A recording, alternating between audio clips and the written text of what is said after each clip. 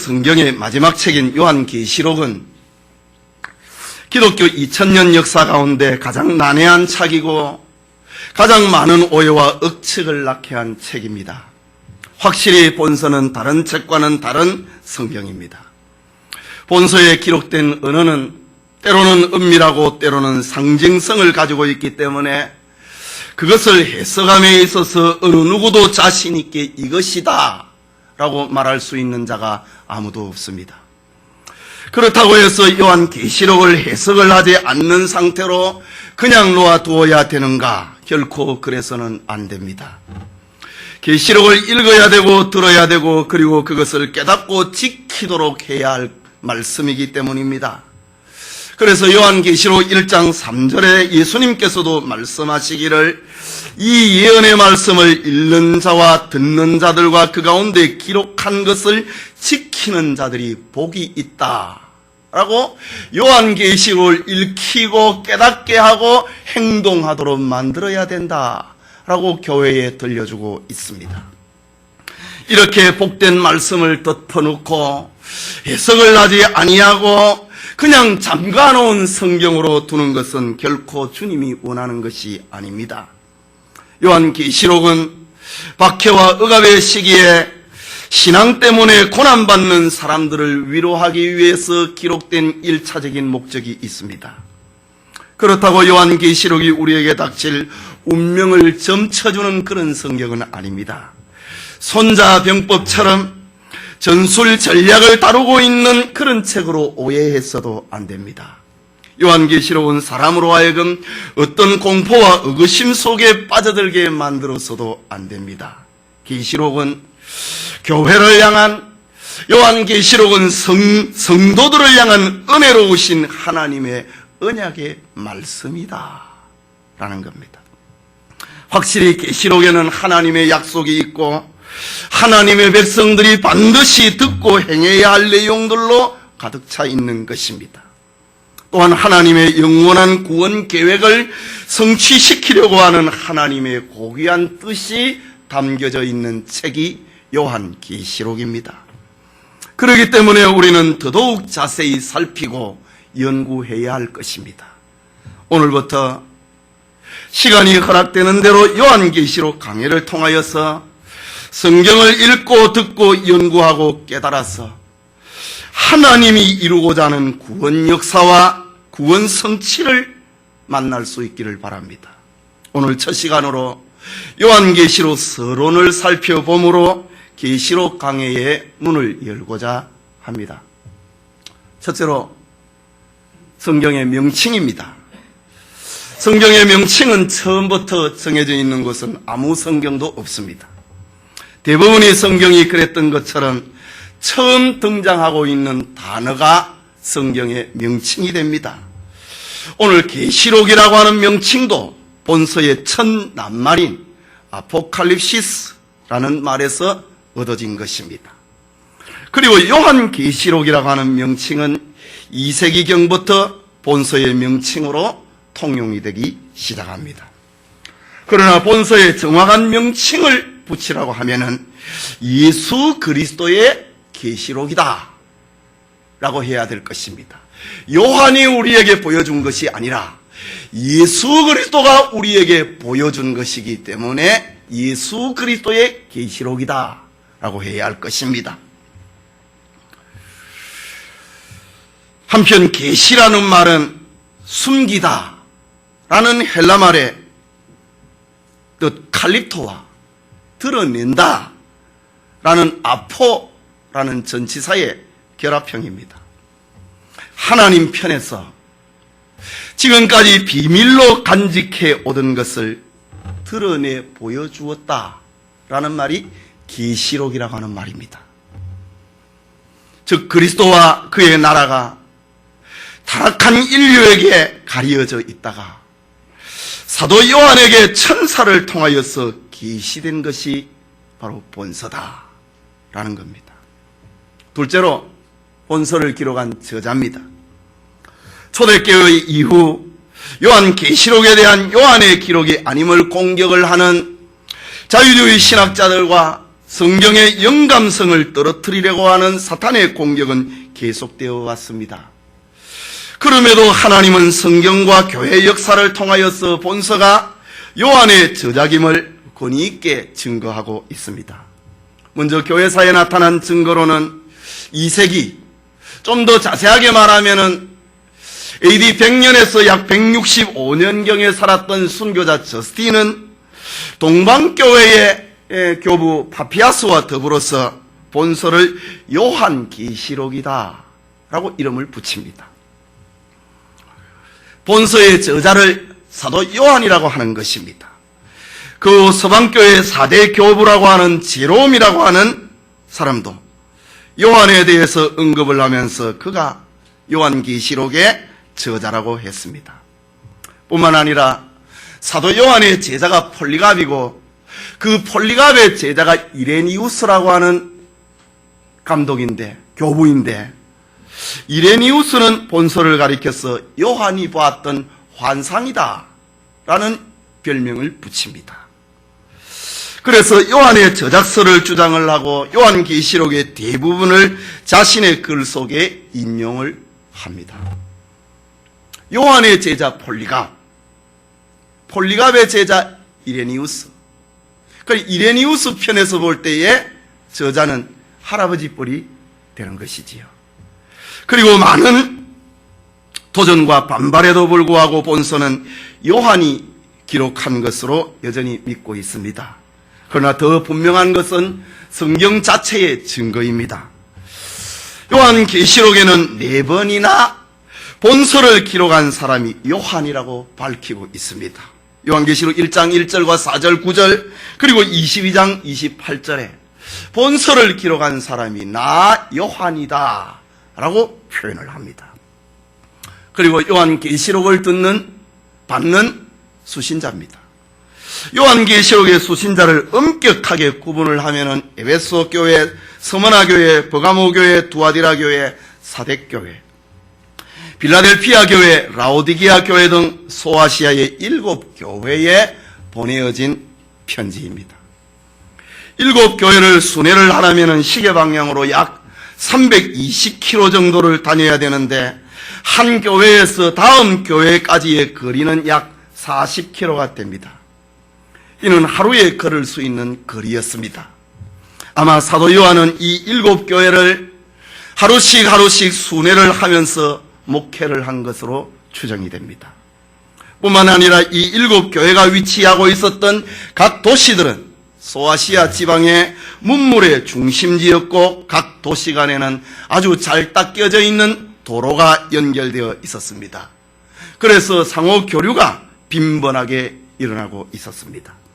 그 중에 에베소는 사도행전에서도 잘 나타나고 있듯이 웅장한 아데미의 신전이 위치하고 있는 곳입니다. 그리고 서머나는 소아시아의 중심 항구였습니다.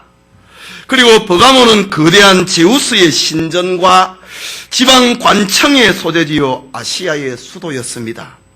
두아디라는 농업과 면직공업의 중심지였고 사대는 그 당시에 가장 오래된 도시였고 리디아 지방의 수도였습니다. 그리고 빌라델피아는 소아시아 지방의 비옥한 고원 평야로 가는 길목에 위치하고 있는 도시였고 라오디게아는 번창한 은행의 중심지요 양털과 안약의 생산지로 유명합니다. 하지만 당시의 소아시아에는 이런 7교회들 외에도 많은 교회들이 있었습니다. 그 중에 이들 교회보다 크게 성장한 교회도 있었습니다. 그럼에도 불구하고 오늘 본 서신의 7교회만을 수신자로 택하고 있는 것은 요한계시록이 가지고 있는 상징적인 숫자를 중요시하고 있는 본서의 특징이기도 한 것입니다. 요한은 7이라고 하는 완전수를 염두에 두고 소아시아의 7교회에 보낸 편지다 라고 보는 것입니다. 따라서 본서는 소아시아의 7교회를 통하여서 세계에 흩어져 있는 교회 그리고 전 역사 속에 있는 교회를 향한 주님의 메시지, 그것이 바로 요한계시록에 들어야 되는 수신자다 있다라는 겁니다. 그리고 계시록의 기록 연대와 기록의 장소입니다. 요한 계시록을 받은 곳은 본서에 밝혀지고 있는 대로 반모섬입니다. 요한계시록 1장 9절에 보면 나 요한은 너희 형제요 예수의 환난과 나라와 참음에 동참한 자라. 하나님의 말씀과 예수의 증거를 인하여 반모라 하는 섬에 있었더니, 계시를 받은 곳이 반모라고 하는 섬이었다라고 밝힙니다. 반모섬은 지중해에서 저 북쪽으로 올라가는 에게의 바다에 산재에 있는 많은 섬들 가운데 하나인 군도 가운데 하나입니다. 이 반모섬의 크기는 40제곱킬로 정도 되는 그리 크지 않은 작은 섬입니다. 이 섬에는 채석장이 있는데, 돌을 캐내는 채석장이 있었는데, 당시 로마 제국의 정치범들의 유배지로 악명난 곳입니다. 사도 요한은 황제 숭배를 거절을 하다가 이곳에 유배되었고, 오늘날 지금에도 이 섬에는 계시의 동굴이라고 하는 요한과 관련된 흔적이 남아 있습니다. 요한 계시록의 기록의 연대를 결정을 함에 있어서 요한이 반모섬에 유배되었던 때가 언제인가, 그것이 중요한 것입니다. 사도 요한이 반모섬에 유배되었을 때에 요한계시록이 기록이 되었기 때문입니다. 하지만 요한을 유배시킬 만한 기독교의 박해가 언제 일어났는가에 대해서는 학자들에 따라서 갈라집니다.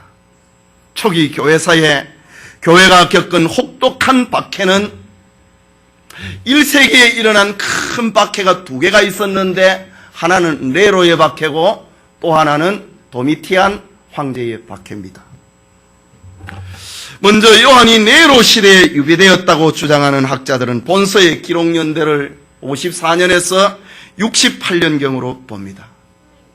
그러나 본서에 기록한 유력한 견해는 도미티안 황제의 박해 시기에 기록이 됐다고 하는 겁니다.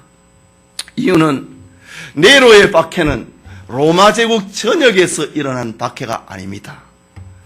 그러나 도미티안 황제의 박해는 로마 제국 전역에서 일어난 큰 박해였습니다.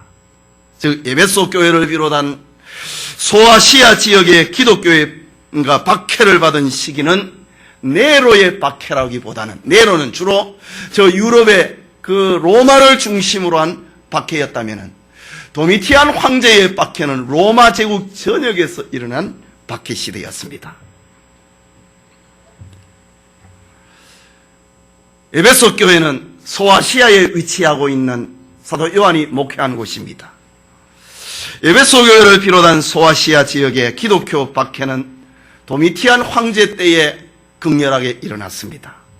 더욱이 반모섬을 정치적인 유배지로 삼고 정치인들을 유배보는 황제는 네로보다는 도미티안 황제 때부터 이 일이 벌어졌기 때문입니다. 그렇기 때문에 요한계시록의 기록 연대는 도미티안 황제의 박해기 95년에서 96년경 이때에 반모라고 하는 섬에서 요한계시록이 기록된 것으로 우리는 받아들입니다. 다섯째로 기록의 목적입니다. 도미티안 황제의 통치는 극심한 재난과 함께 시작이 되었습니다. 도미티안 황제는 베스파시안 황제의 아들이고 그 형이 디도 장군입니다. 디도 황제입니다. 디도 황제가 황위를 더 이상 잇지 못할 때에 그의 동생 도미티안이 디도 장군의 뒤를 이어서 황제에 등극을 합니다. 이때의 로마는 화산 폭발이 일어나고 지진이 일어나는 등 온갖 재난이 시작이 되었습니다. 이때의 도미티안은 자기도 치에 빠져서 로마 백성들에게 황제 숭배를 강요하게 됩니다. 다른 황제들도 신격화된 예언이 있었지만은 로마 제국의 그 전의 황제들의 그 신격화는 신하들에 의해서 시작이 되거나 아니면은 황제가 죽고 난 다음에 로마의 원로원에 의해서 신으로 추대되는 경우가 많았습니다. 그런데 도미티안은 그가 등극을 하자마자 자기가 직접 자기가 신이라고 선언을 합니다. 그가 81년에 황제로 등극을 하는데 83년에는 어린 아들이 죽습니다. 그러자 그는 그 아들을 신으로 선포를 하고 그 아들의 어머니를 여신으로 선포하기에 이릅니다. 이 같은 신격화와 그에 따른 터무니없는 명칭들과 있을 수 없는 능력들에 대한 찬양, 이것은 요한계시록의 역사적인 배경으로 잘 나타나고 있는 것입니다. 물론 그 밖의 대상은 황제 숭배를 거부하는 모든 사람들이었지만은 그 중에서도 유대인들이었고 유대인들보다 더 큰 박해의 대상은 기독 신자들이었던 겁니다.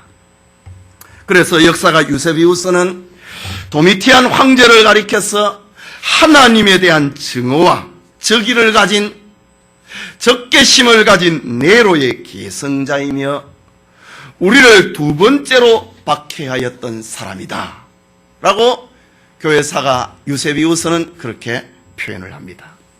요한계시록은 기록 당시의 상황에서 알 수 있듯이 로마 제국의 박해는 교회의 생존, 성도들의 생존에 직접적이고 계속적인 위협을 가하고 있을 때였습니다. 그러자 당시의 교인들은 자신의 미래가 어떻게 되는가에 대해서 불확실함과 의문을 갖기 시작을 합니다. 박해가 시작이 되었는데 그 박해가 끝이 없습니다. 맹렬한 박해가 시작이 되었기 때문입니다. 그러자 당시의 교인들은 이런 미래에 대한 불확실이 갖게 되었을 때에 성도들을 향한 격려, 그리고 성도들을 향한 경고의 메시지가 필요했던 것입니다. 이것이 바로 요한계시록의 내용 속에 명확하게 그리고 때로는 상징적으로 나타나고 있는 것입니다. 특히 교회에 대한 격려는 자신들을 박해를 하고 있는 원수를 주님이 심판한다. 교회의 위협으로부터 구출을 해낸다. 하나님의 나라를 이루기 위한 그리스도의 재림에 초점을 맞추고 있습니다. 그렇다면 요한계시록의 기록 목적은 성도를 향한 격려, 성도를 향한 경고, 그리고 그 중심 주제는 예수 그리스도의 재림을 준비해야 된다라는 것이 요한계시록의 기록 목적입니다. 여섯 번째로 요한계시록이 다른 성경과 비교해서 갖는 몇 가지 특징이 있습니다. 요한계시록에는 크게 7가지의 특징을 찾을 수 있는데 하나는 상징과 숫자들로 가득 차 있는 신비의 책이다라는 겁니다. 요한계시록 전체가 상징으로서 그 하나하나가 무엇을 가리키고 있는지를 정확하게 알 수가 없습니다. 숫자절 역시 상징적인 역할을 하는 것이 많습니다. 직접적이 아닌 상징적인 묘사, 그것은 로마의 박해 아래 놓여 있는 교회가 스스로를 지키기 위한 최선의 방법이었다. 여러 가지 상징적인 사건을 가지고 로마 제국 전역에서 살아가고 있는 사람들이 그 상징적인 내용을 자기들의 삶에 적용을 시키는 겁니다. 조금 있다가 요한계시록을 해석하는 방법에도 등장을 하는데 상징적인 사건과 숫자들을 박해 가운데 있는 신자들이 다 자기에게 적용을 시켜서 해석을 합니다. 둘째는 선과 악이 투쟁을 하는 이원론적인 체제로 요한계시록은 전개됩니다. 악의 세력의 총수인 사탄과 지상의 왕은 선을 핍박을 하고 극심한 고통을 주지만은 결국 멸망을 당하고 심판을 받고 만다. 반면에 선의 대명사인 성도는 비록 핍박을 받지만은 그리스도로 말미암아 최후의 승리와 복락을 누리게 된다. 이원론적인 구조입니다. 그리고 하늘과 땅은 새로운 세계를 이루는 대단원으로 끝을 맺는다 라는 겁니다. 그리고 세 번째 특징은 전체가 그리스도 중심으로 구성이 되어 있습니다. 이것은 성부 하나님을 중심으로 기록이 되어 있는 유대인의 묵시문학, 유대의 묵시문학 그러면은 기원전 2세기, 3세기경에 유대인들 사이에서 장차되어질 일에 대한 많은 글들이 있었습니다. 이것을 유대인들의 묵시문학이라고 하는데, 그 묵시문학은 다 성부 하나님을 중심으로 기록이 된 것입니다. 그러나 요한계시록은 유대의 묵시문학을 따르는 것 같으면서도 기독교적으로 바꾸고 있습니다. 말하자면 본서는 성자 예수 그리스도와 관련이 되어 있는 신관, 메시아관, 종말관, 성경론, 마귀론, 예수 그리스도를 중심으로 전개되고 있는 상징적인 사건들로 묘사를 하고 있다라는 겁니다. 그리고 본서의 주제인 예수 그리스도의 재림을 준비를 시켜 성도들로 하여금 각성을 하게 하는데 그 초점을 맞추고 있다라는 겁니다. 또 하나 요한계시록이 갖는 특징은 성경의 결론이자 완성이라고 하는 겁니다. 창세기는 첫사람 아담이 하나님 앞에 불순종함으로 상실한 에덴 동산의 축복을 다루고 있는데 반해서 요한계시록은 하나님의 말씀에 죽기까지 순종하신 마지막 아담이신 예수 그리스도에 의해서 회복될 에덴 동산의 축복을 다루고 있습니다. 그렇기 때문에 계시록은 성경의 결론이다, 그리고 완성이다 라는 겁니다. 그렇다면 우리가 요한계시록을 공부를 하지 아니하면 추수를 하고 추수한 것을 거두지 않는 것과 마찬가지다. 왜? 결론이고 완성이기 때문입니다. 그래서 우리는 요한계시록을 알아야 됩니다. 읽어야 됩니다. 깨달아야 됩니다. 창세기가 구속사의 시작이라면 계시록은 구속사의 완성이기 때문입니다. 창세기는 서론이라면 계시록은 결론입니다. 따라서 요한계시록의 내용은 이 시대의 교회와 성도들이 반드시 알아야 될 내용이다 라는 겁니다. 그리고 또 하나의 특징은 재림에 관한 예언의 말씀입니다. 요한계시록은 계시입니다. 가려졌던 것, 숨겨졌던 것을 하나님이 보여주는 것입니다. 또 요한계시록은 편지라고 합니다. 서신이라고 합니다.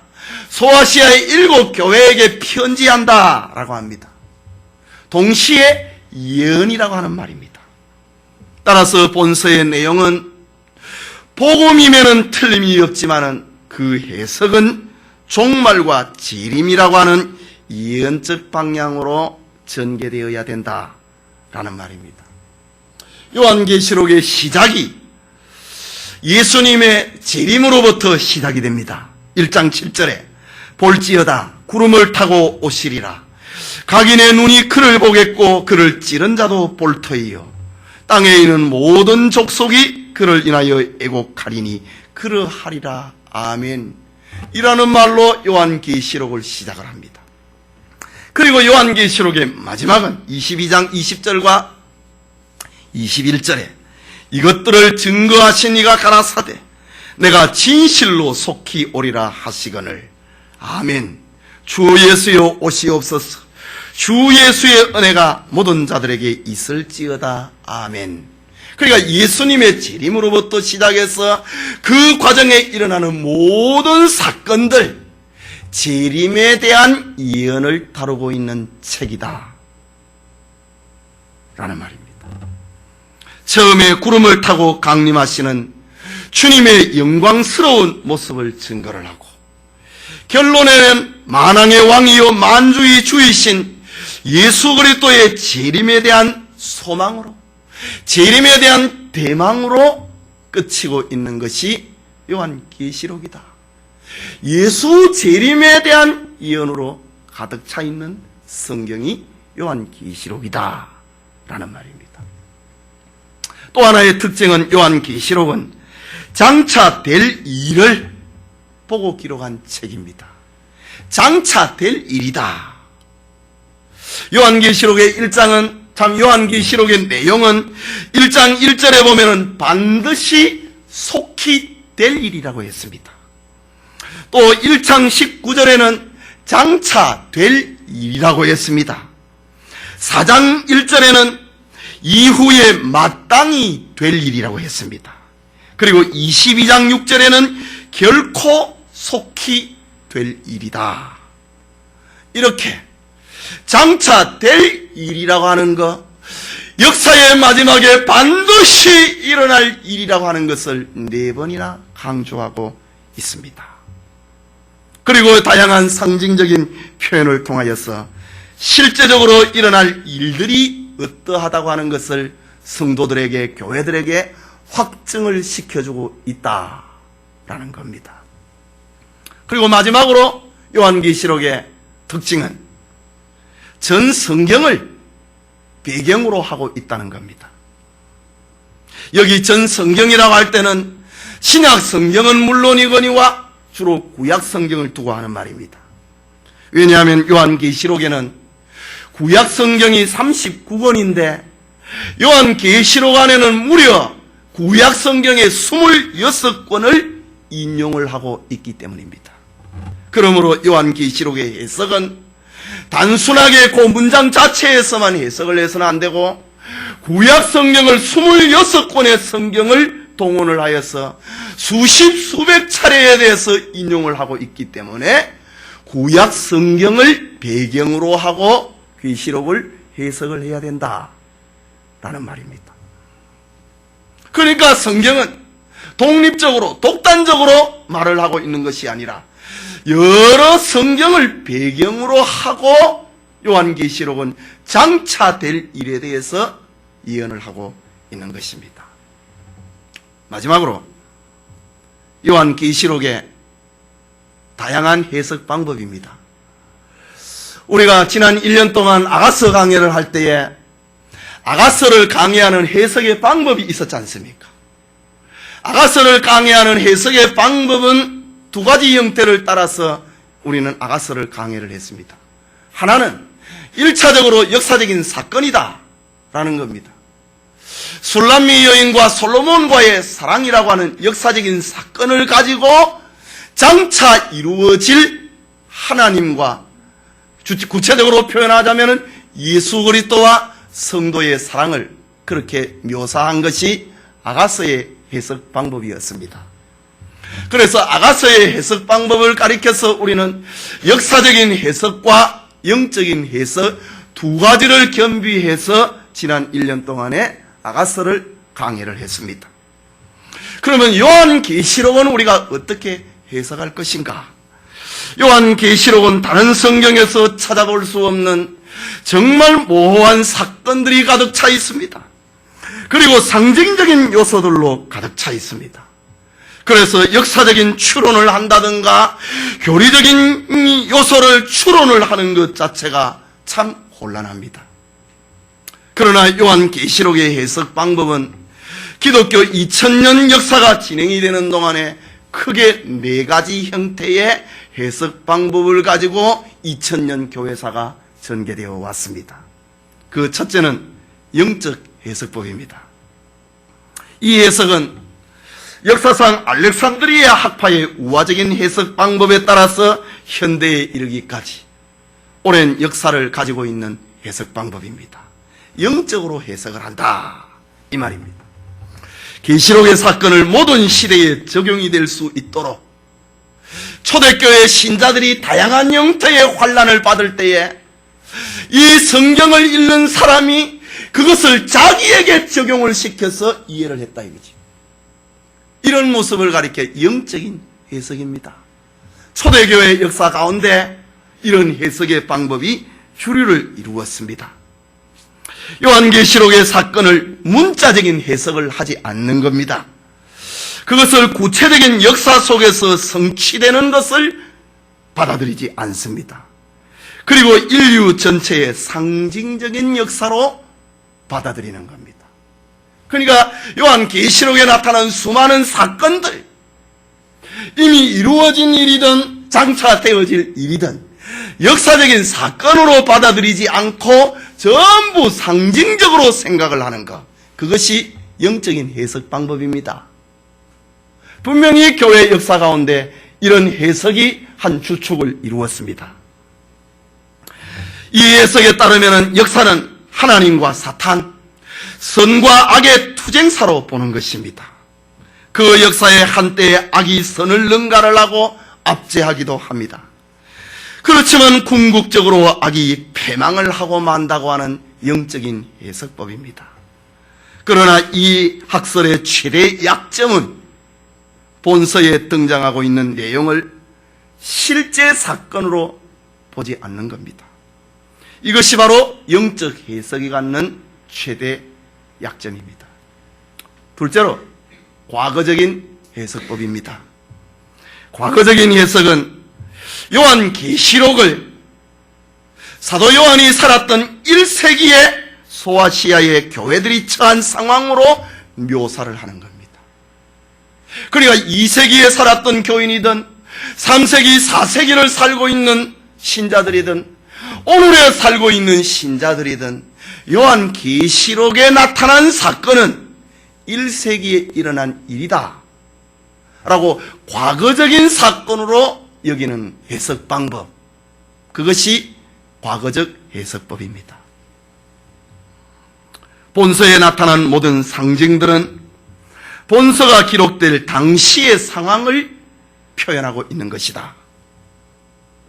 그리고 미래적인 예언으로 받아들이지 않는 겁니다. 예를 들면은 본서에 등장하고 있는 바벨론, 그리고 본서에 등장을 하는 여러 짐승들, 용, 바다에서 올라오는 짐승, 땅에서 올라오는 짐승, 666이라고 하는 이런 숫자들, 이런 모든 것을 사도 요한이 당시에 살았던 로마 정부다 라고 하는 겁니다. 과거적인 해석입니다. 또 요한계시록 12장에 언급되어 있는 해를 입은 여인, 태양을 등에 업고 있는 이 여인은 당시 로마 제국에 의해서 박해를 받고 있는 교회의 모습이다. 과거적인 사건으로 이해를 하는 겁니다. 그리고 그 밖에 여러 가지의 심판의 사건들, 그것은 본서의 저자인 사도 요한이 살았을 때에 많은 황제들과 교회를 핍박을 하였던 많은 사람들이 하나님의 벌을 받아서 죽고 징계를 받는 그런 경우가 있었습니다. 그래서 요한계시록에 일어나는 수많은 사건들, 하나님의 진노, 하나님의 징계들은 사도 요한이 살았던 그 당시에 교회를 핍박했던 사람들의 모습이다. 과거적인 해석법입니다.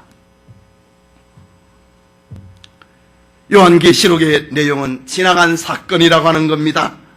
그러나 이 해석의 단점은 본서는 장차 되어질 일이라고 했는데, 예언이라고 분명히 했는데 예언적인 요소를 받아들이지 않고 지나간 사건으로 받아들이고 있기 때문에 과거적인 해석법은 합당하지 않다라는 겁니다. 그러나 우리가 성경을 해석을 할 때에 역사를 무시해서는 우리가 바른 해석을 할 수 없습니다. 그 역사를 해석하기 위해서는 사도 요한이 살았던 그 시대의 과거적인 사건을 알아야 되는 겁니다. 그러나 요한계시록 자체 전체를 22장을 전부 과거적인 사건이다, 이렇게 해석을 하는 것은 무리가 많다라는 겁니다. 네 가지 해석법 중에 셋째는 역사적인 해석법입니다. 역사적인 해석법은 계시록에 언급이 되어 있는 큰 세 가지 재앙이 7차례로 반복이 되면서 등장을 합니다. 첫 번째는 인재앙입니다. 도장입니다. 첫째 인을 떼실 때, 둘째 인을 떼실 때, 셋째, 넷째, 여섯째, 일곱 인을 떼실 때 인재앙이 나옵니다. 그리고 난 다음에 나팔 재앙이 등장을 해요. 첫째 나팔, 둘째 나팔, 여섯째 나팔, 이렇게 등장을 합니다. 그리고 또 대접 재앙이 나타납니다. 어렵지요? 그러나 우리가 이런 것이 있다, 이래야 실마리를 풀어나갑니다. 이런 많은 사건들을 사도시대부터 종말에 이르기까지 전개될 교회사의 파로나마다 라는 겁니다. 역사적인 해석법입니다. 사도 요한부터 시작해서 예수님 재림 때까지의 그 전 역사 과정을 인재양, 나팔재양, 그리고 대접재양, 그것을 묘사한 것이다. 전 역사적인 사건으로 본다는 겁니다. 그래서 역사적인 해석이라고 합니다. 본서에 언급이 되어 있는 적그리스도, 그리고 바벨론, 이것을 역사적인 해석에 따라서 보면은 로마 제국이다, 로마 가톨릭의 교황이다 라고 적용을 하게 됩니다. 이 같은 해석법은 루터나 칼빈 등 여러 개혁자들의 지지를 받아온 해석법입니다. 그래서 루터의 글을 보면은, 칼빈의 글을 보면은 당시의 로마 교황을 적그리스도라고 표현을 합니다.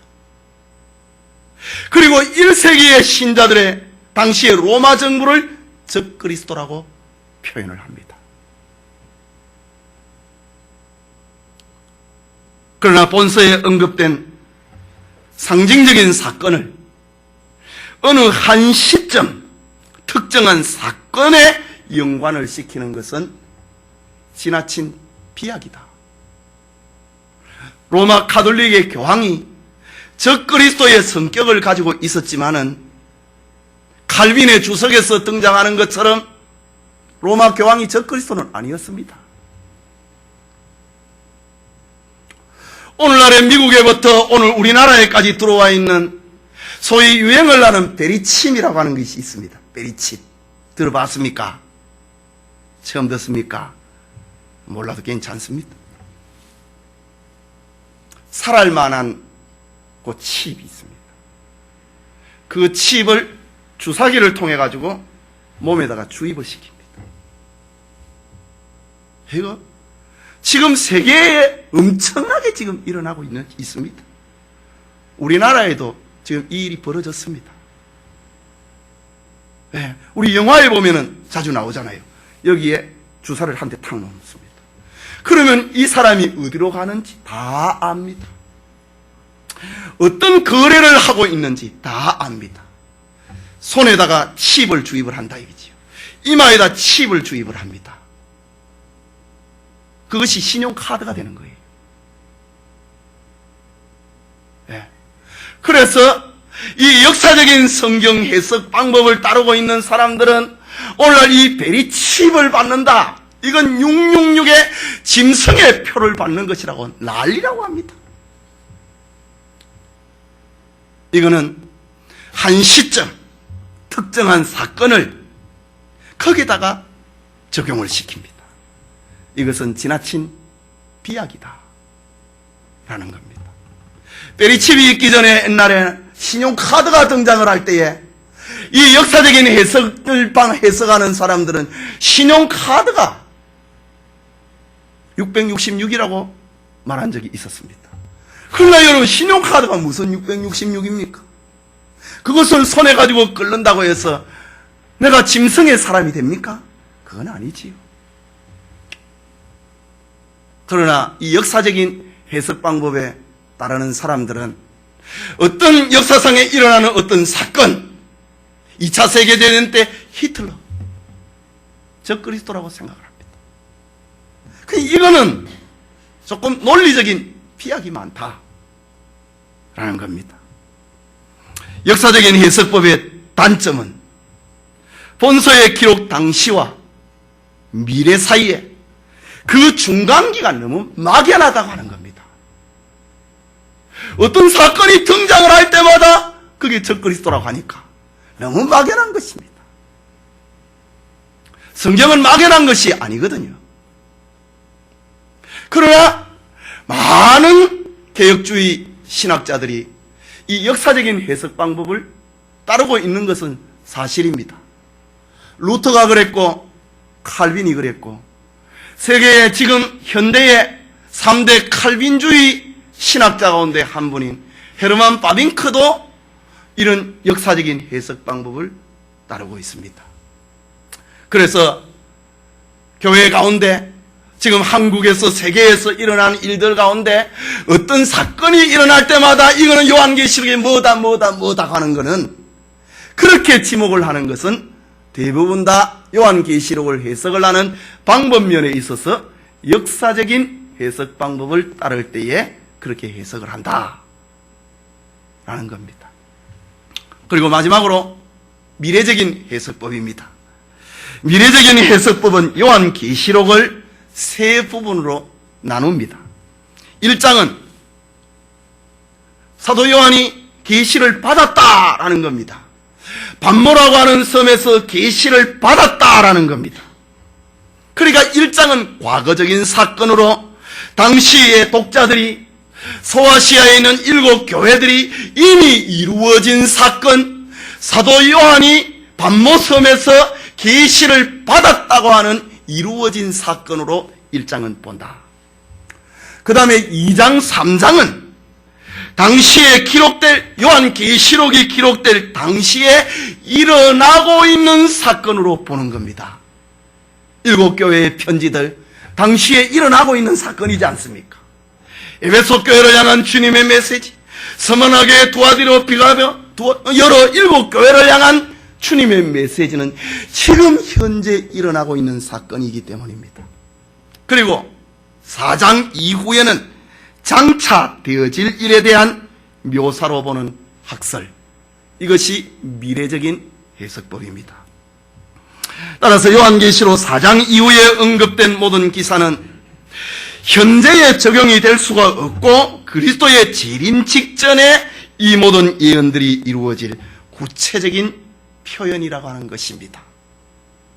그러니까 지금 현재 일어나고 있는 베리칩이라든가 전차 부대의 2차 대전 때 히틀러의 전차 부대의 이름이 666이었다, 이런 거를 가지고 사건이 일어날 때마다 그게 적그리스도다, 이런 것에 너무 요동치지 않습니다.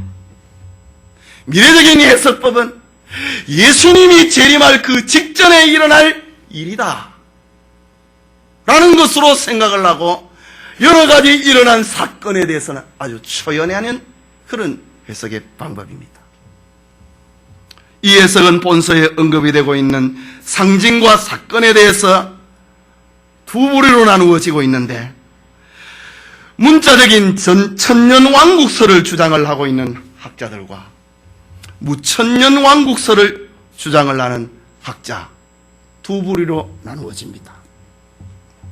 전자는 천년왕국설을 주장을 하고 있는 사람들의 모습은, 예수 그리스도 요한계시록을 보면은 예수 그리스도의 재림이 2번 나타나는 것처럼 보입니다. 하나는 공중재림, 하나는 지상재림처럼 보입니다. 그래서 공중재림이 있을 때에 여기에 있는 신자들은 전부 휴거를 받아가지고 천국에 올라가서 주님과 혼인잔치를 한다. 그리고 신자들은 저 공중에서 천년 동안 주님과 더불어 왕노릇한다.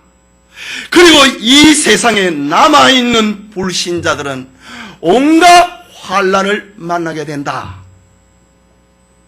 그리고 천년이 차면은 예수님이 지상에 재림을 해서 이 세상 역사를 끝낸다 라는 천년왕국설입니다. 그러니까 요한계시록에 등장하고 있는 온갖 환난들, 재앙들, 그거는 신자들을 대상하고 있는 것이 아니다. 왜? 예수님이 공중에 재림할 때 모든 신자들은 하늘나라로 들려 올라간다, 휴거한다. 옛날에 이런 설교 많이 들었지 않습니까? 우리 선배들이. 그것이 천년왕국설입니다. 미래적인 해석 가운데 무천년설이 있습니다. 그것은 예수님의 공중재림과 지상 재림을 동일시하는 겁니다. 그리고 요한계시록에 일어난 여러 사건들은 예수님 재림할 때에 일어날 사건이다 라는 겁니다. 이 두 가지 미래적인 해석 방법 가운데서도 두 가지로 나누어지는데, 우리 고려신학교는 무천년설을 따라가고 있습니다.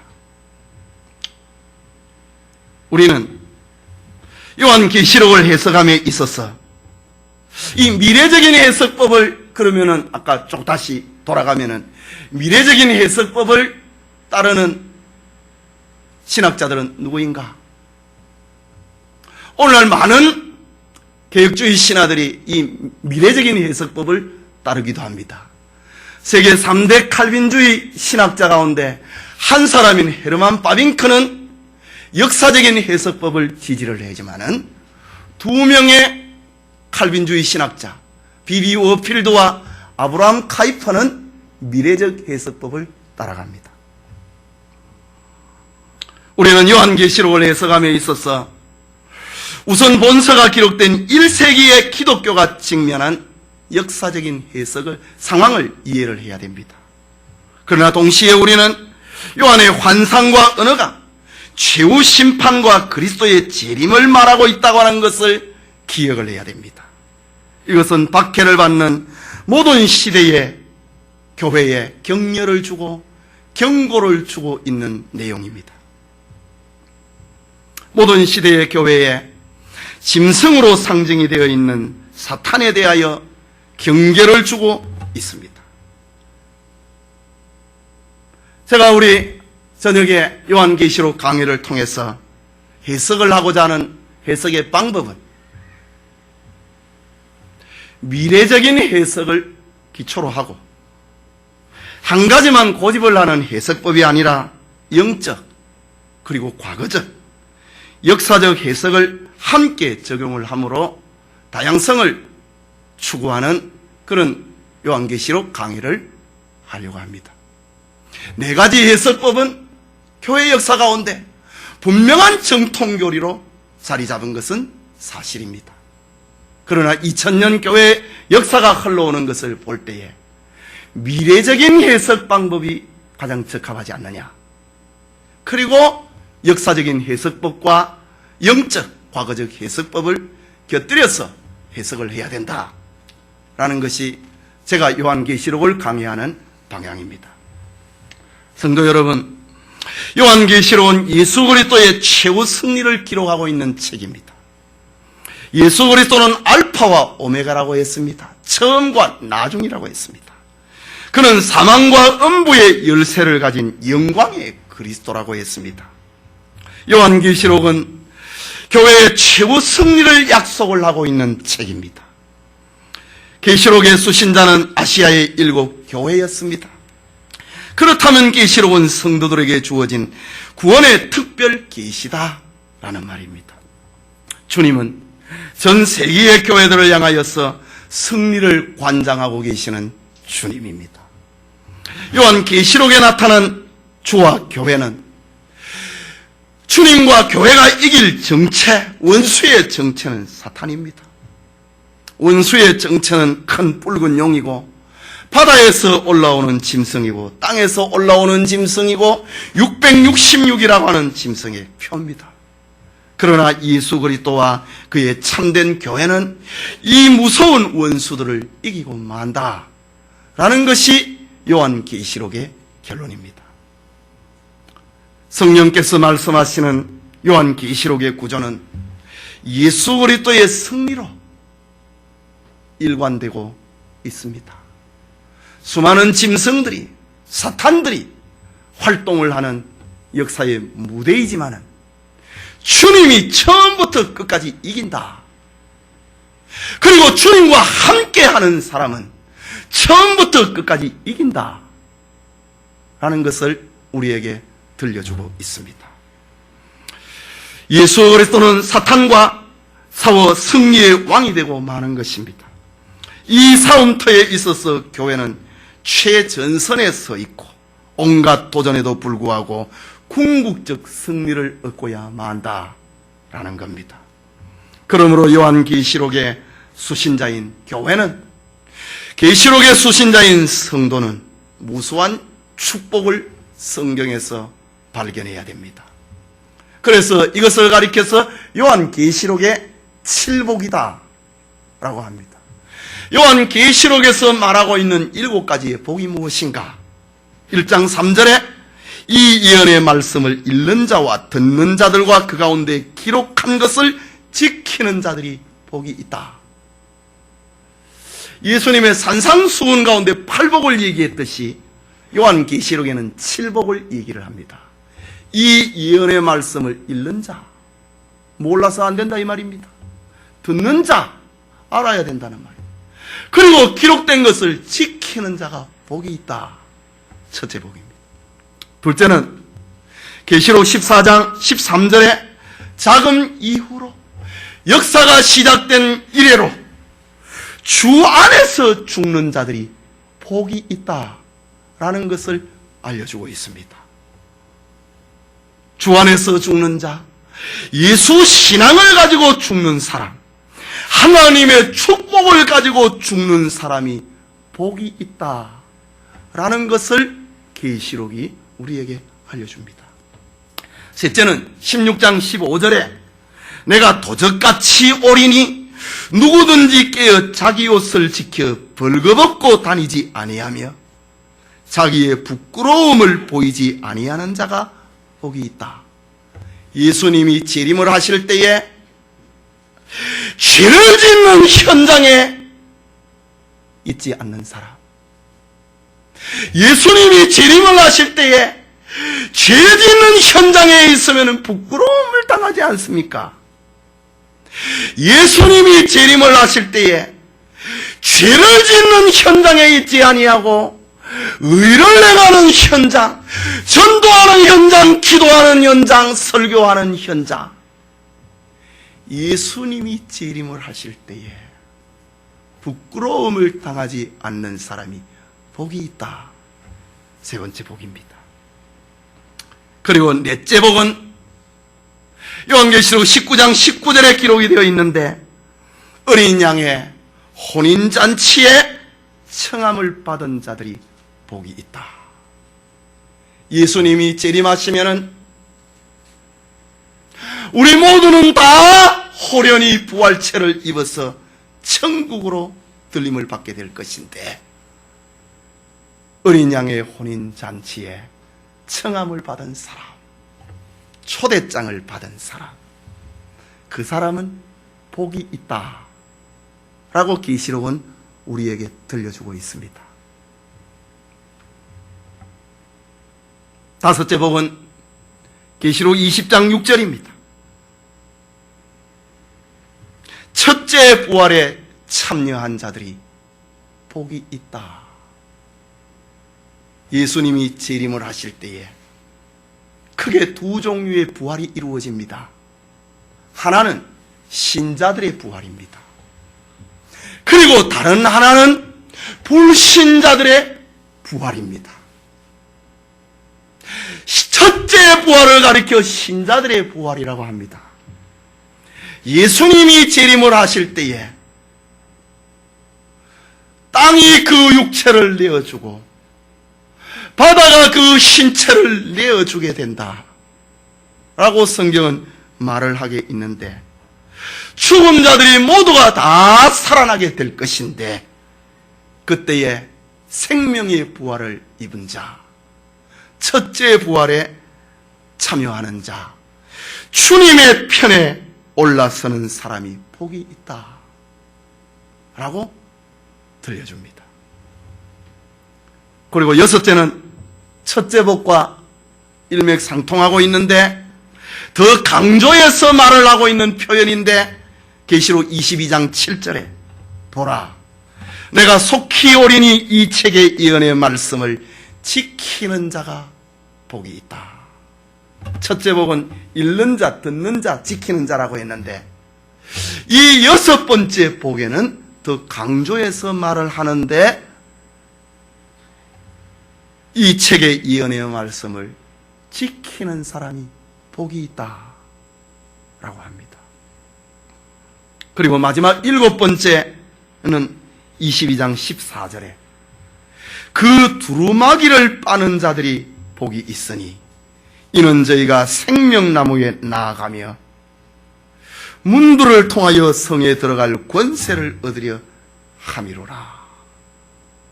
두루마기를 어린 양의 피에 빤 사람, 그래서 흰옷을 입은 사람, 예수님의 피에 옷을 빨았는데 그 옷이 빨갛게 되지 아니하고 하얗게 된다. 죄 쓰심을 받은, 죄 용서함을 받은 사람이 복이 있다 라고 마지막 7번째 복을 말하고 있습니다. 폐일어나고 전부 다 마지막 결론에 누가 복이 있는 사람인가?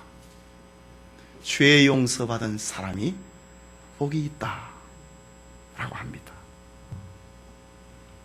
분명한 예수님의 마지막 약속은 내가 진실로 속히 오리라고 했습니다. 그리고 이 예수님의 음성을 듣는 사람은 아멘 주 예수여 오시옵소서. 교회의 마지막 대망이 이것입니다. 주님이 감추었다가 보여주신 계시록을 통해서 우리 성도들의 믿음이 강건해지고 감추었다가 보여주신 계시록을 통해서 성도들이 죄와 사망을 이기고 감추었다가 보여주신 계시록을 통해서 주님의 편에 서는 의인의 영광이 우리 모두와 함께하기를 축원합니다.